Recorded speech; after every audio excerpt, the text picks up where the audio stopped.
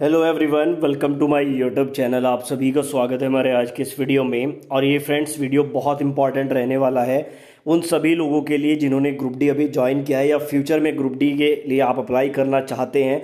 Exam देके group D में अगर आप ज्वाइन होना चाहते हैं तो वीडियो आपके लिए बहुत इंपॉर्टेंट रहेगा, क्योंकि एक बहुत ही इंपॉर्टेंट नोटिस यहाँ पे रेलवे की तरफ से जारी हुआ है। और अब सिर्फ 10th पास स्टूडेंट जो है वो स्टेशन मास्टर बन सकता है। किस तरह से क्या पूरा प्रोसेस है इस वीडियो में जानेंगे। साथ ही यहाँ पर एक पर्टिकुलर जोन से पैनल 3 आ चुका है, उसके बारे में भी हम बात करेंगे। उससे पहले आप चैनल को सब्सक्राइब करके बेल आइकन को प्रेस कर लीजिए। तो पहला जो हमारा अपडेट है वो उत्तर मध्य रेलवे प्रयागराज की तरफ से है, और प्रयागराज की तरफ से पैनल पार्ट 3 जो है वो जारी हो चुका है। ये मैं पूरा पढ़ के आपको नहीं सुनाऊंगा, मैं डायरेक्ट आपको बता देता हूँ। 64 कैंडिडेट का पैनल 3 यहाँ से जारी हुआ है, जिसमें 25 कैंडिडेट को आगरा डिवीजन मिला है, झांसी डिवीजन 16 स्टूडेंट को मिला है, 23 स्टूडेंट को प्रयागराज मिला है। ठीक है, डेट आप लोग नीचे देख सकते हैं 16/6/2023। प्रयागराज की तरफ से ये तीसरा पैनल है। जो सबसे पहला पैनल यहाँ पे आया था प्रयागराज की तरफ से 267 कैंडिडेट का, उसके बाद यहाँ पे दूसरा पैनल आया था 1909 कैंडिडेट का, और अभी 64 कैंडिडेट का ये पैनल आ चुका है।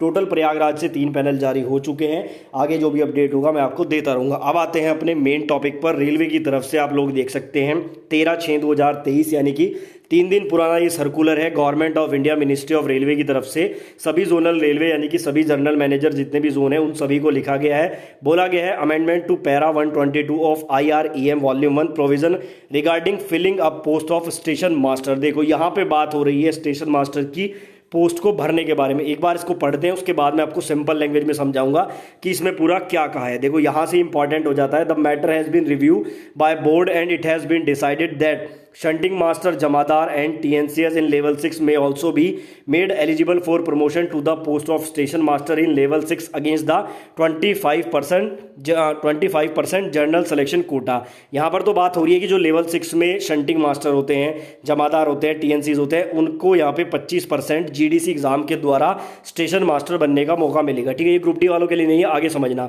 This will be treated as lateral transfer and not entitled for fixation of pay in same level of station master, यानी कि सेम लेवल में रहते हुए वो लोग स्टेशन मास्टर बन सकते हैं। आगे आते हैं। आगे बोला गया the last line of para 122 staff in level 1 may be allowed to appear with qualification of matriculation and 5 year of regular service may be read as staff in level 1 of the operating department who are matriculates। यहाँ पे ध्यान देना, matriculates यानी कि 10th की बात हो रही है। And have 5 year of regular service in operating department. देखो आप लोगों को एक बात तो पता होगी कि स्टेशन मास्टर की पोस्ट के लिए अगर आप अप्लाई करना चाहते हैं, चाहे ओपन वैकेंसी हो ओपन मार्केट की, या अगर डिपार्टमेंटल वैकेंसी है LDC GDC, तो आपके पास ग्रेजुएशन होना मस्ट है।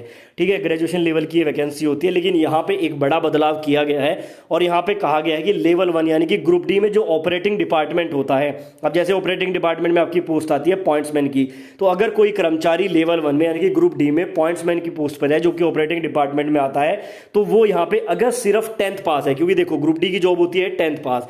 मान लो कोई स्टूडेंट 10th पास करके ग्रुप डी में लग गया, उसके पास ग्रेजुएशन नहीं है, तो वो भी अब यहाँ पे स्टेशन मास्टर बन सकता है। यहाँ पे इन्होंने बोला है कि ऐसे एम्प्लॉय जो ग्रुप डी में है और 5 साल की सर्विस कर चुके हैं, यानी कि 5 साल की सर्विस मैंडेटरी है, और अगर वो ऑपरेटिंग डिपार्टमेंट में है तो वो स्टेशन मास्टर के लिए GDC का फॉर्म अप्लाई कर सकते हैं। तो ये यहाँ पे बड़ा अपडेट है। ये पूरा पढ़ के अगर मैं लाइन बाय लाइन आपको समझाऊं तो उससे बेहतर है मैं आपको सिंपल लैंग्वेज में मैंने आपको बता दिया है। उम्मीद है आपको समझ आ गया होगा। तो यहाँ पे देखो जिन लोगों को भी अभी पॉइंट्समैन मिला है, वैसे तो उम्मीद है कि अधिकतर स्टूडेंट के पास ग्रेजुएशन होगा, लेकिन अगर आप में से किसी के पास ग्रेजुएशन नहीं है तो उसके लिए अच्छी खबर हो सकती है, क्योंकि उसको अब ग्रेजुएशन करने की आवश्यकता नहीं है। आप 5 साल की जॉब करने के बाद GDC का एग्जाम देके और स्टेशन मास्टर बन सकते हैं। ठीक है, आगे यहाँ पर इन्होंने बताया ये 25% कोटा है, और यहाँ पर जो एज है, एज के बारे में इन्होंने बताया है 45 ईयर यहाँ पे एज है।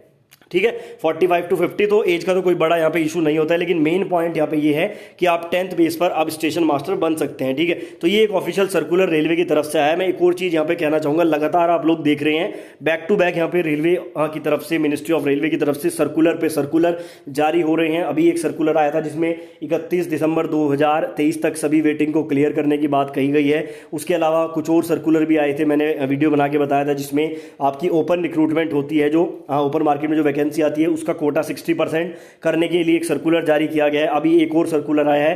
तो ये सारे सर्कुलर इस तरफ इंडिकेशन करते हैं कि भाई जो विभागीय काम है नई वैकेंसी को लेकर वो बहुत तेजी से चल रहा है, और किसी भी दिन आपको जो है ऐसी खुशखबरी देखने को मिल सकती है कि नई वैकेंसी का नोटिफिकेशन आ गया या शॉर्ट नोटिफिकेशन आ गया। ठीक है, तो ये पॉजिटिव न्यूज़ है और ऐसी न्यूज़ मैं आपको हमेशा देता हूं। मेरी कोशिश रहती है कि आप लोग थोड़ा पॉजिटिविटी के साथ तैयारी करते रहें। बाकी आपके इस बारे में जो भी राय विचार हो कमेंट बॉक्स में आप बता सकते हैं।